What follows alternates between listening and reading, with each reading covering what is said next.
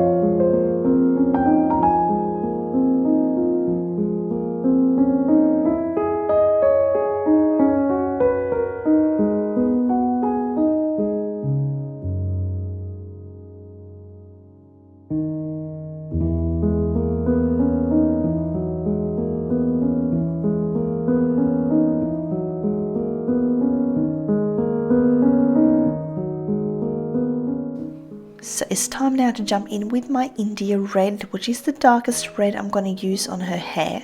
So I'm just starting up here in the part, and I just want to, I'm not going all the way out to that highlight. As you can see, I'm just sort of going in very gently with little tiny strokes. So I'm not doing those little circles that I usually do. I'm going in with strokes, and just to sort of get that hair-like structure to it.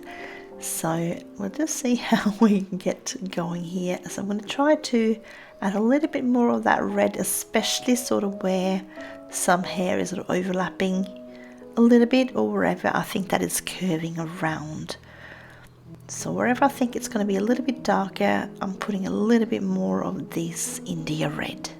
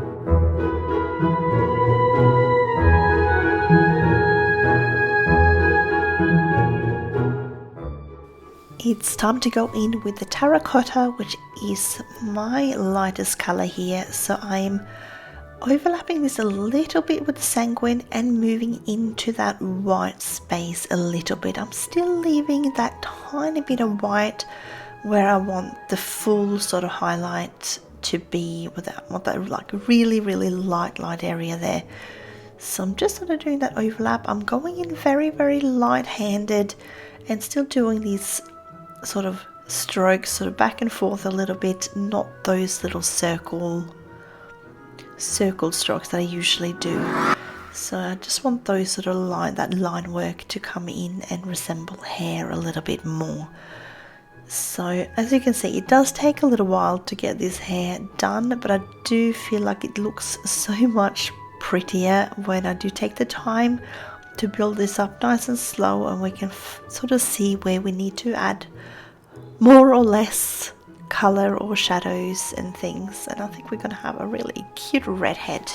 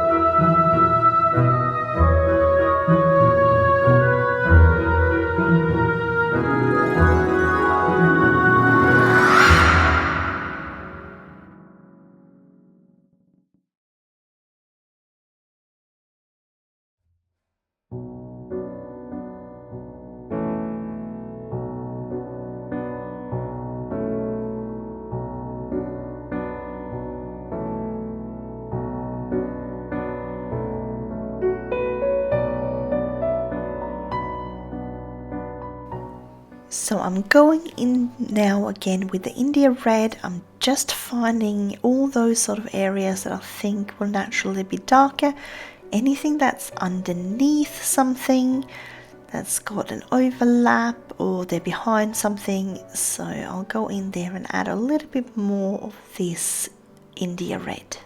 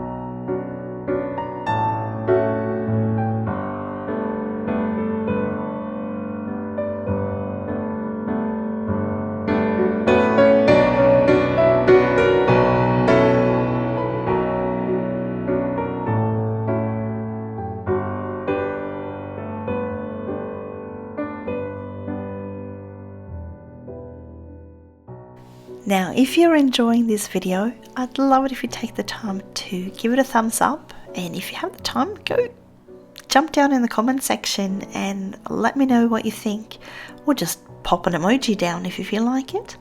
And if you're new to this channel, I would love to have you subscribe and make sure that you click the notification bell so that YouTube notifies you of whenever I post new content.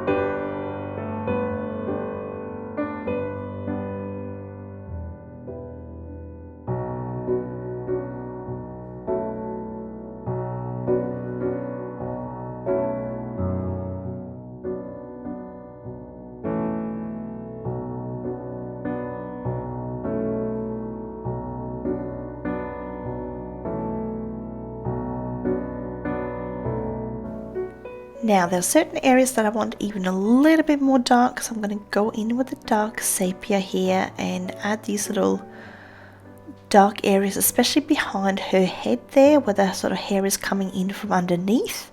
I would expect that to be darker than, say, anything on top of her head.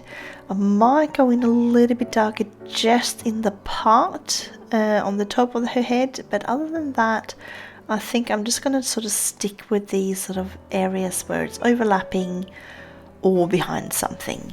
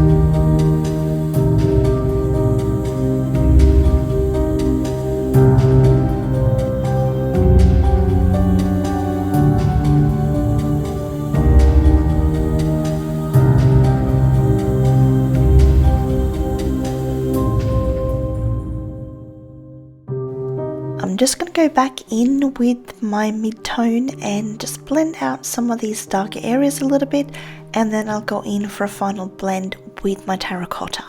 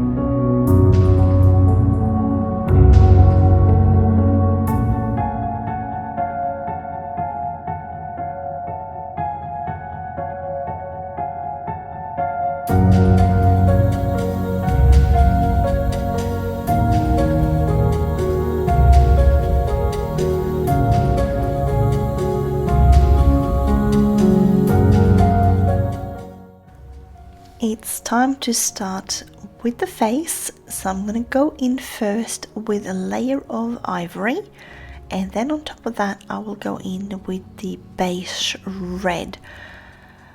Now, one of the many sort of lists of different skin tones I saw, I've seen so many, mentioned to use grey, like a lightish sort of grey on top of the beige red, just to sort of tone it down a little bit, and so it's not so, because it does have a fairly pink tinge to it, so which I also think is the reason why we put this ivory tone down first.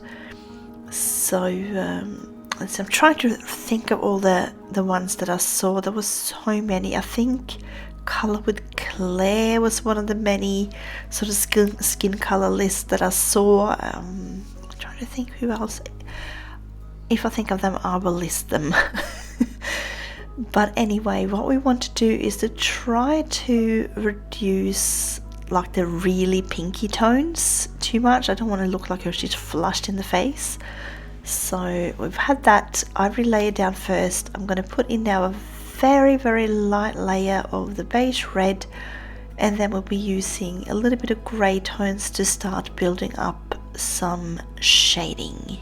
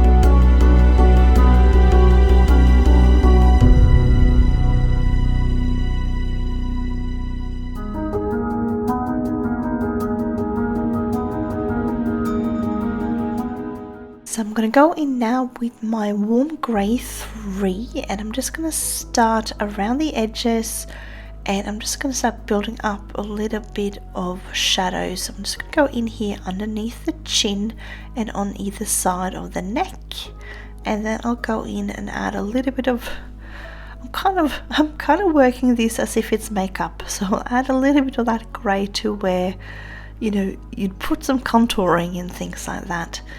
So that's where I'll be adding a little bit of shadows, but I'm doing it really slowly. I don't want to go in too harsh. You can probably still barely see that there's any color there. I can see it better sort of in real life, and when you look at the white paper right next to it, so say on the collar of the dress, you can see that, say, the neck and that collar is a little bit of a different tone. So there is definitely color coming down on the face and the skin. So I'm just going in here by the nose, adding a little bit of shading on either side. Again, I'm not going in very harsh at all. I'm just barely tickling the paper. You can always add more color if you need it. Now I'll also be using, after this one, I'll use my cinnamon as well, and I think I might go in with it slightly, maybe the grey 4 I think might be a good one as well. I don't want to go too dark, but we need something slightly darker than this one for those sort of even more shaded areas.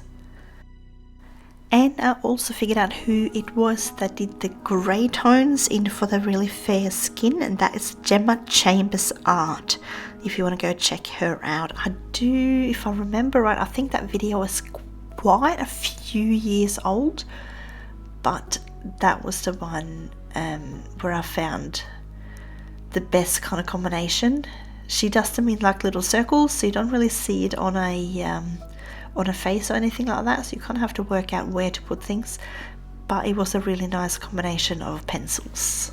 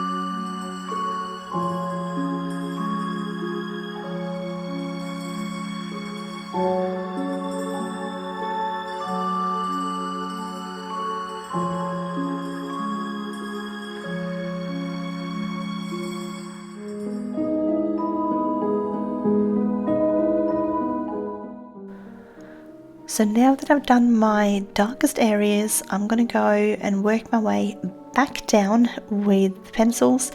So I'm going back now to my cinnamon, and then I'll work my way down to the lightest colour, just keeping on overlapping to make a really nice blend.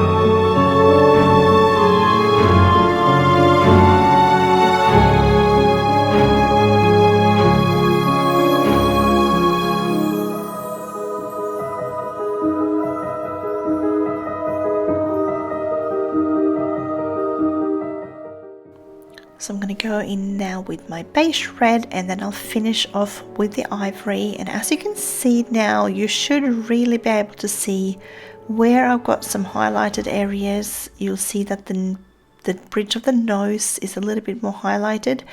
Just under the eyes as well, I made that a little bit lighter, and the T-zone on the forehead as well, I've kept relatively light. So I'm just blending it all out now with that beige red and then with the ivory, and then I think we're done with the skin tone for now. I will use exactly the same for the hands as well. I will show you that just because it's fairly quick on the hands. And then we'll go ahead, before I go on to the hands, I'll just go ahead and finish off the face. I'll do the eyebrows and eyes and lips.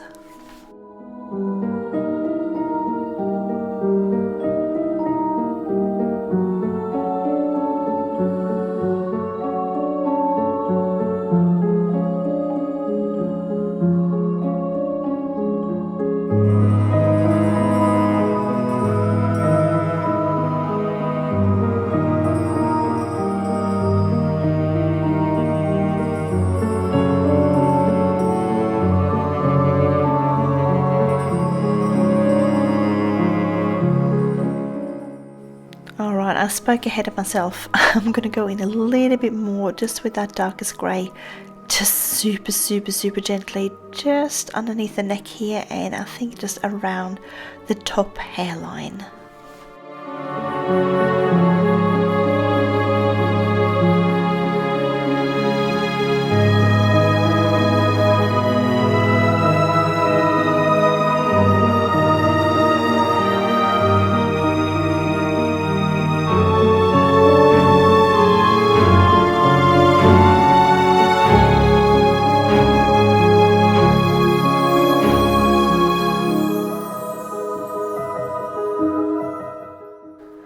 Now I want her eyes to be green, so I'm just going to go in with the earth green yellowish and then the permanent green olive, and then I might at the end, probably not in this will probably be in part 2, I might go in with like a sakura and do like a little white highlight on the eyes as well, but that won't be in this video.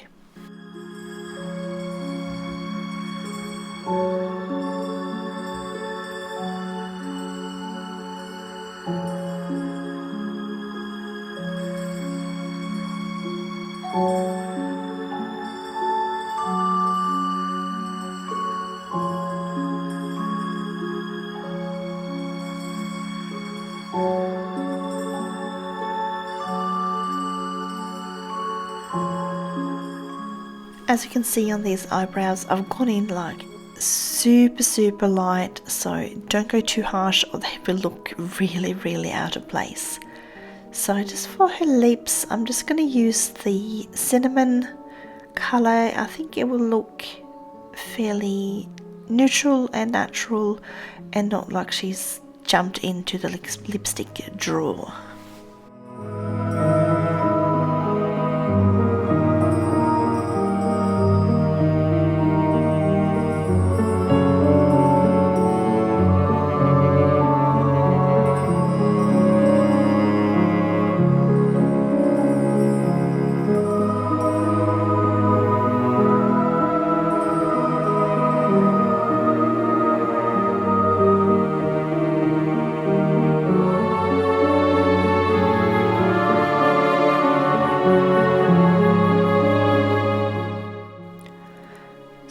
to start out with the broom now, just work my way down really. So I'm going to go in first with just a full layer of nougat. I'm just going to do this all over, and then I will use quite a few different shades, various sort of shades of brown. So I'm thinking the Van Dyck brown, some burnt umber, maybe some burnt sienna, I think, as well, just to get a little bit of that redness in there. And I'm not sure, maybe some raw umber or bistre or something like that for the lighter one. Maybe something with like a slightly yellowy tinge to it. We'll see what I'll do for the lighter areas. But yeah, I just want a lot of different shades of brown tones in there.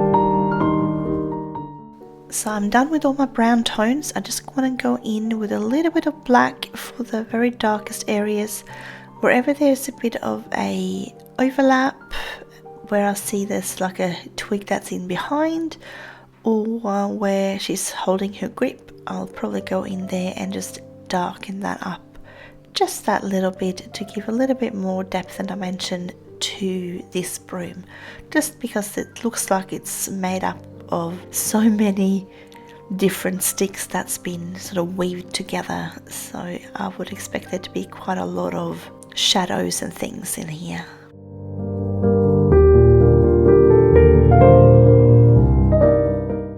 So I'll just quickly show you, you can go all the way down to where the actual bottom part of the broom starts and just do exactly the same down there. So this is how far I've gone now.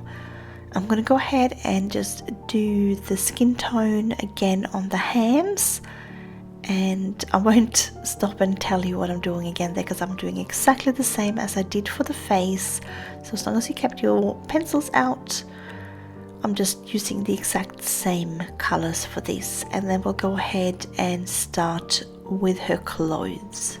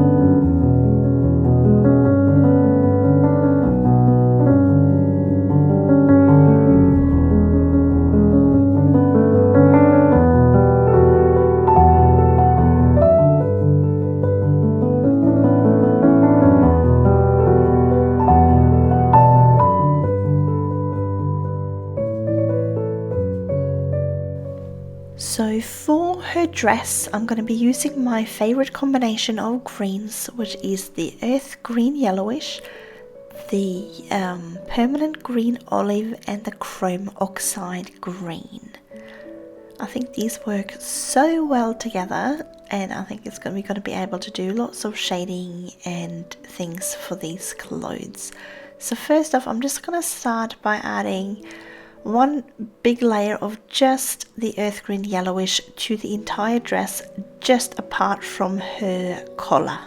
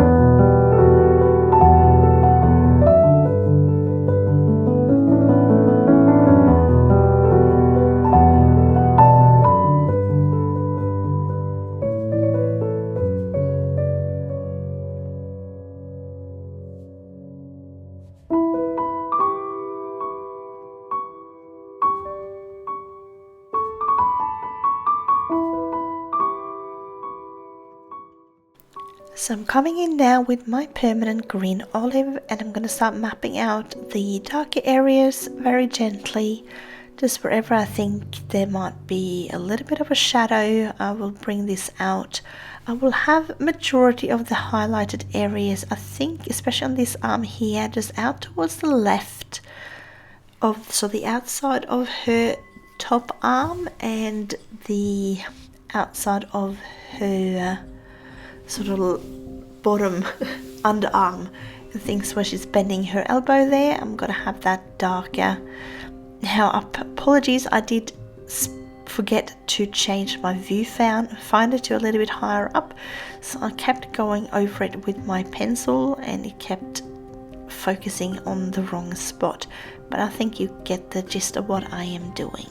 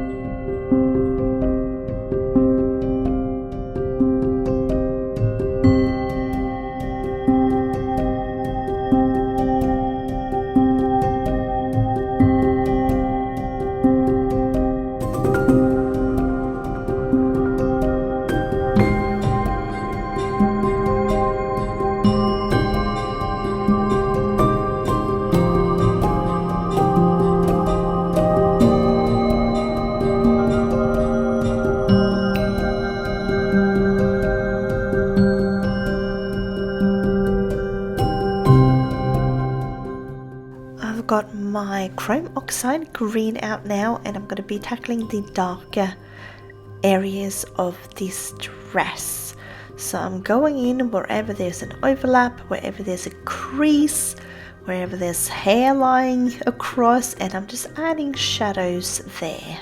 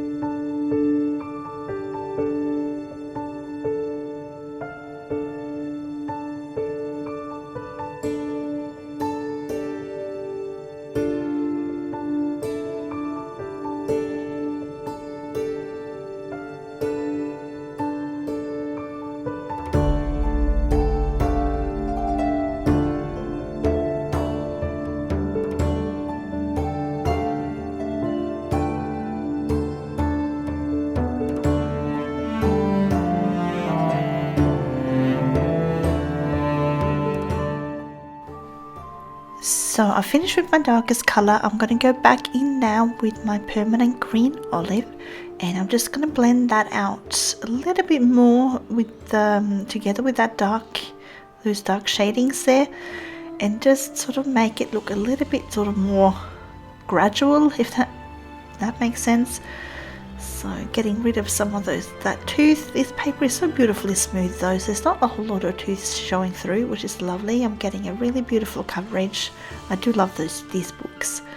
So I'm just going to do that, and then I'll probably go over again with my earth green yellowish, and just sort of for a last layer, just to yellow it up a little bit more and brighten it a little bit, and then I think I'm pretty much done. I'll just need to do the collar and those little buttons. I'm not going to go overly funky with those. I'll just sort of have them sort of white greyish, I think.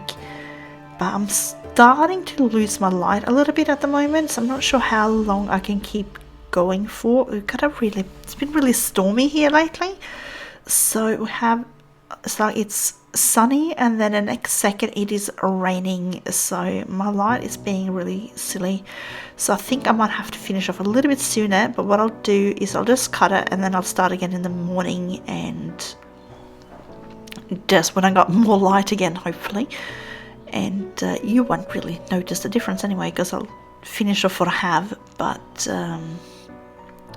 yeah, that's what's going on. So if you see like the color of my screen kind of changing a bit, it's just because the weather is, Mother Nature is playing silly buggers with the on and off switch at the moment, and it's driving me bonkers when I'm trying to film.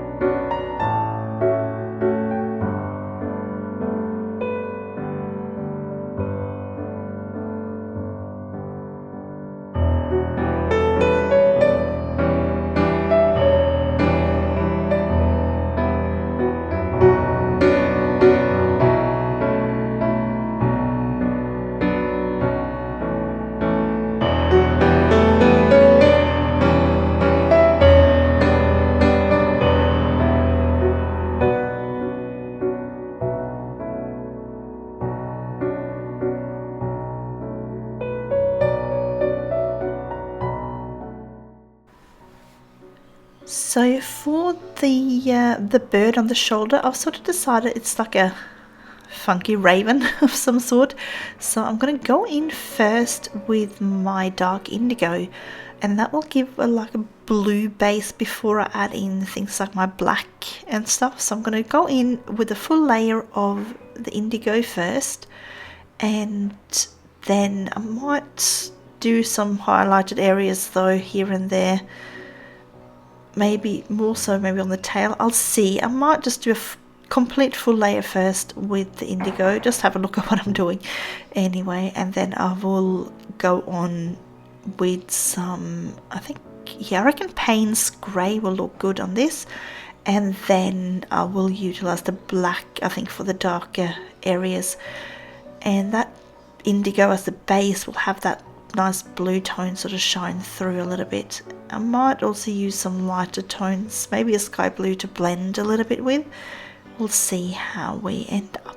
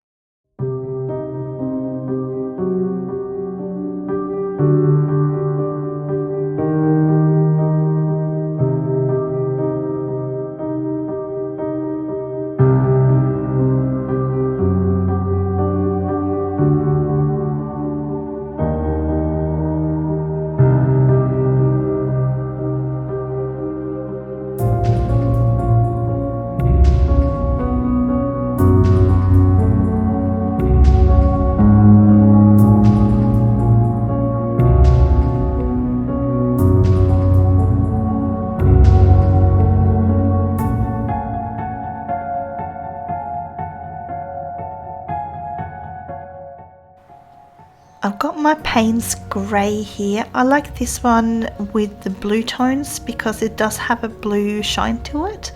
So when you're using the cold lucky blues, then the Payne's grey is a nice dark grey to use with that. So, and if you're going with the warm tones like I did with the hair, then the dark sepia also has got the slightly warmer undertones to it. So that's where I use those two differently. So I'm just sort of mapping in my darker areas here. I'm leaving some areas uncolored, or not uncolored, but I'm just leaving the dark indigo, the light layer of that, and I'm not coloring over absolutely everything. So I'm just leaving a few bits and pieces here, and then I will go over it again later on with my black and add even more shadows, and I'll just play with it a little bit until I'm happy.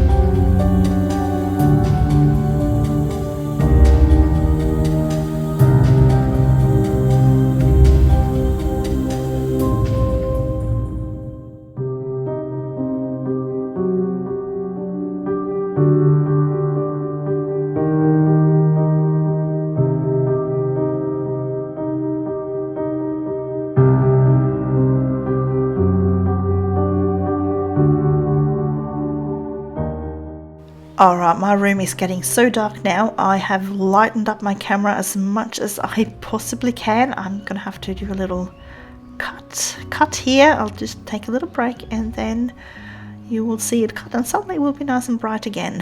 So I'll keep going again in the morning. Alright, I don't know if you can tell the difference here, but I've got my camera back to my normal settings and I think you can probably see that it's less grainy now. It is the next morning. I've got much better natural light happening. I don't have to do anything funny with my camera to try and get as much light in as possible.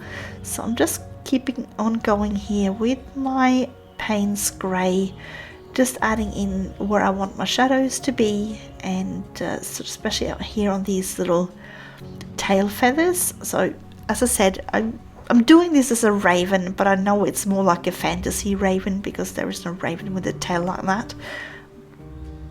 But I thought it's kind of witchy, so I thought that would be a cool bird to do. So I'm just sort of darkening up here and just working on my layers and my values and just trying to see where would it make sense that there would be shadows, especially up here with the head. It's not that many little things sort of poking around, so I'm just adding in a little bit here and there, and we'll see what we end up with.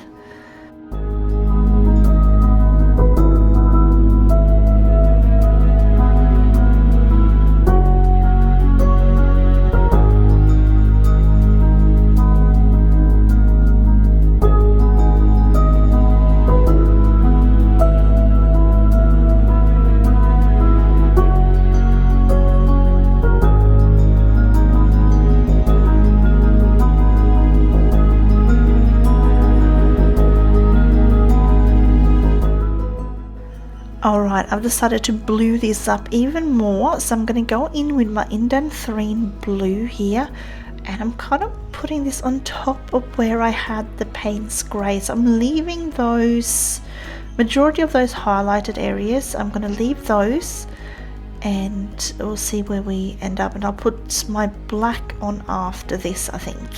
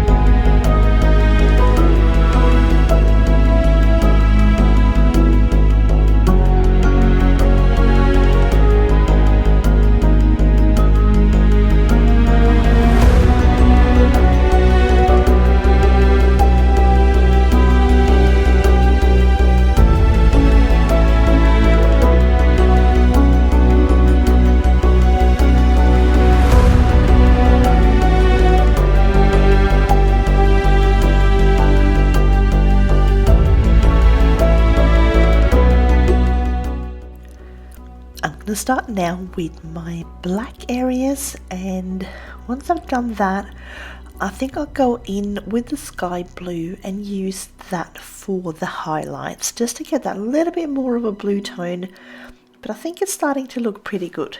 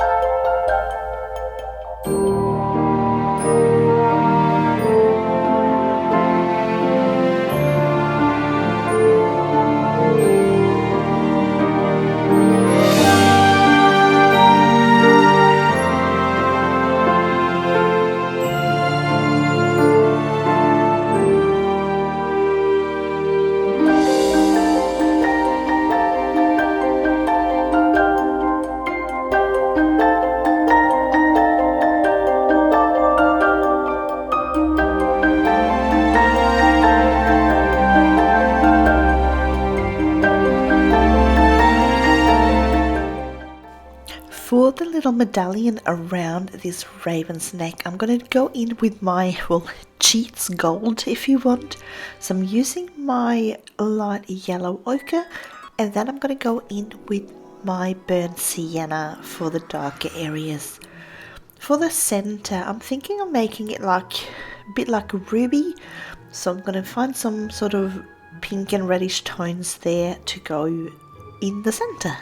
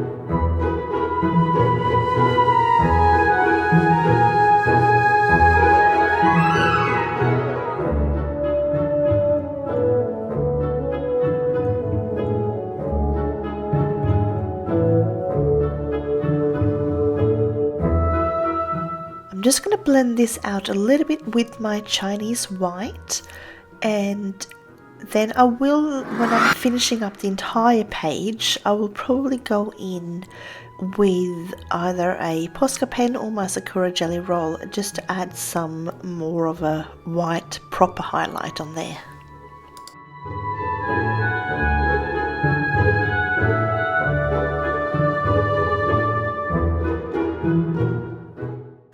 So I'm going to get started now with the skirt. I'm using the exact same colours that I did for the top. So I will be fast forwarding some parts of this. The first thing I'm going to do is just cover the whole skirt in this earth green yellowish. Now I will try not to talk during the fast forwarded parts. That way if you want to slow down the video you can, so you will get it in real time.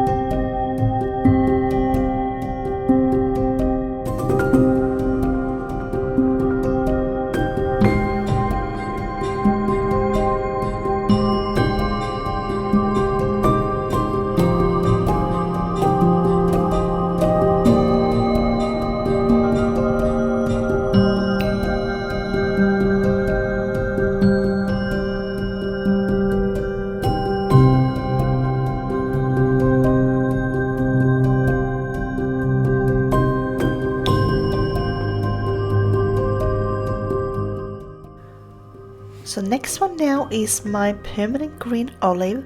So I want to put this in anywhere that's going to be shaded and then blend it out towards the edges.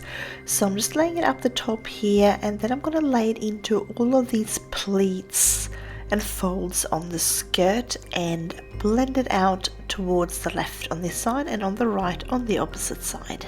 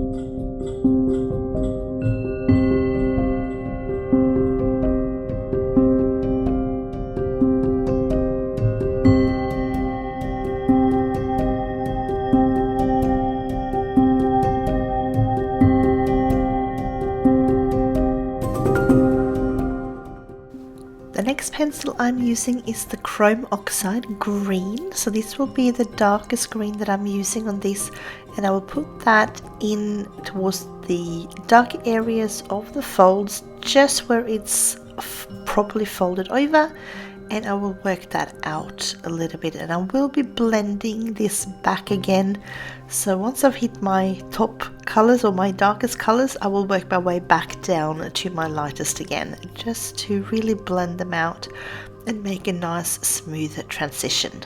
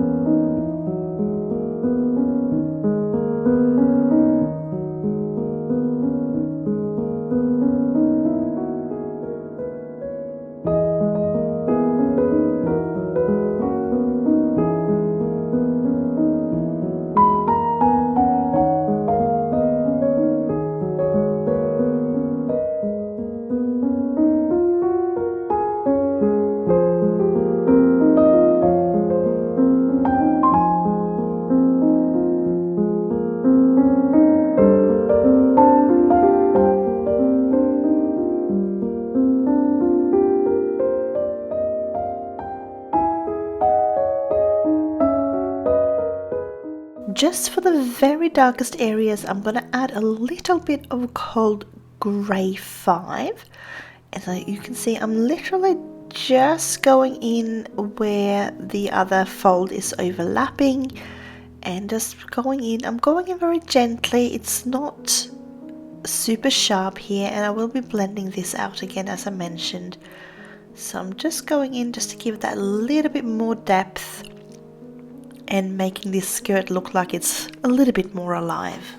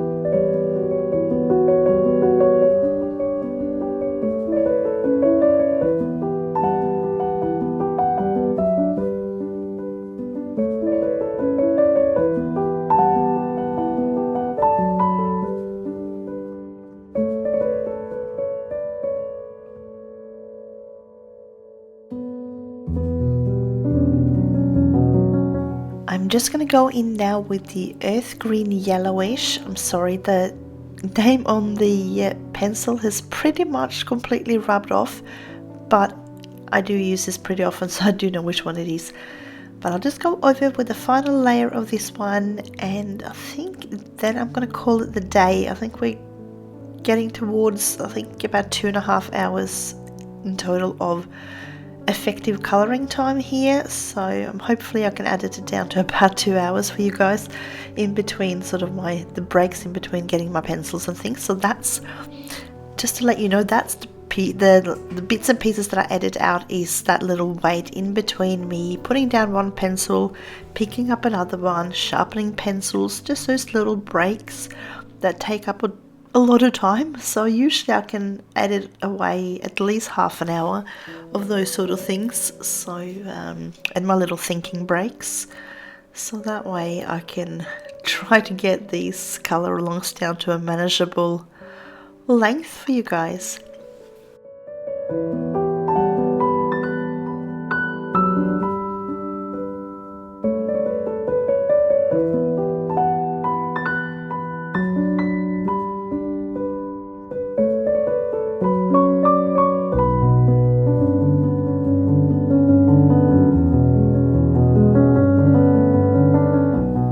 And I think we are done. So let's have a look at the final reveal. So here is the top. So this is a proper still photo, so you're getting the colours the way they are appearing in real life here. They're not a little bit faded like I find when I'm videoing. They do fade a little bit, the colours, but here is the proper finished, or not completely finished, but finished part 1. And I'll be back again with part 2. I thank you so much for being here and following along with me. I really enjoy having you guys follow. I love it when you guys leave me comments and show me the pictures that you have made using my tutorials. I love hearing all about it. So in the meantime, until I see you again, I wish you all a colourful day, and I will see you again next time.